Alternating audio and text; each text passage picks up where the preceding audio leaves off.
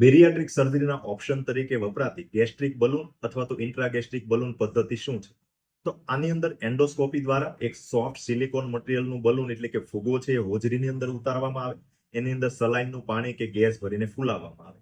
અત્યારના સમયમાં સ્વોલો પિલ એટલે કે માત્ર એક કેપ્સ્યુલ એવી આવે કે જે કેપ્સ્યુલ ગળી જવાની, જે હોજરીમાં જાય અને ફુગા જેમ ફૂલી જતી હોય એવું પણ બલૂન અવેલેબલ છે. હવે આ ગેસ્ટ્રિક બલૂન છે કઈ રીતે વજન ઘટાડવામાં મદદરૂપ થતી હોય એના માટેની 3 મિકેનિઝમ હોય. સૌથી પહેલું છે રિડ્યુસ સ્પેસ ઓફ સ્ટમક એટલે કે હોજરીની અંદર ફુગો ખુલે એટલે જગ્યા ઓછી રહે એટલે દર્દીનું ખોરાકનું ઇન્ટેક છે એ ઓછું થાય.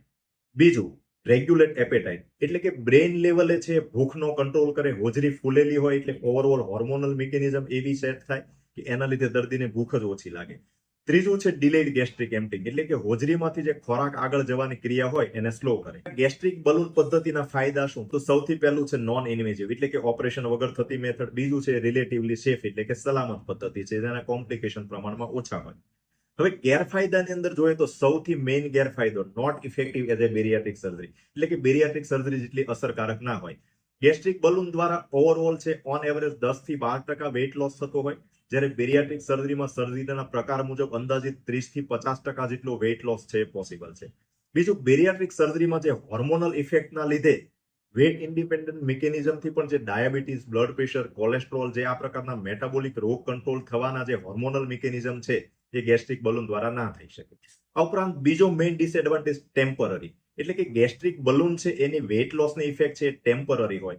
બલૂનની લાઈફ છે એ અંદાજિત 6 મહિનાથી વર્ષ સુધીની હોય. 6 મહિના કે વર્ષ પછી જ્યારે બલૂન રિમૂવ કરવામાં આવે એટલે પાછું વેઇટ રિગેન થવાની શક્યતાઓ ખૂબ જ વધુ. ત્રીજો ગેરફાયદો છે કોસ્ટ ઇફેક્ટિવનેસ એટલે કે બલૂનમાં જે વેઇટ લોસ થાય અને જે ટેમ્પરરી વેઇટ લોસ થાય એના પ્રમાણમાં જે એનો એક્સપેન્સ છે એટલો બધો કોસ્ટ ઇફેક્ટિવ ના કહી શકાય.